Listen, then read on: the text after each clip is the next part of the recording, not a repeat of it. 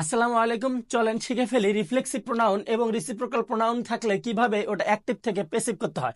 যেমন দেখেন, আমাদের এখানে একটা রিফ্লেক্সিভ প্রোনাউন আছে, মনে রাখবেন সেলফ এবং সেলফ যুক্ত প্রোনাউনকে রিফ্লেক্সিভ প্রোনাউন বলে। এই রিফ্লেক্সিভ প্রোনাউন থাকলে আমাদের ভয়েস করতে গেলে সাবজেক্ট এবং অবজেক্টের কোনো পরিবর্তন হবে না। যেহেতু এখানে রিফ্লেক্সিভ প্রোনাউন আছে, এটার ভয়েস করতে গেলে আমাদের সাবজেক্টের কোনো পরিবর্তন হবে না। যেহেতু এটা পাস্ট ইনডিফিনিট টেন্সে আছে, এই জন্য আমরা অক্সিলারি ভার্ব নিব ওয়াচ, হি ওয়াচ কিল্ড, হ্যাঁ killed by, he was killed by himself, himself, himself.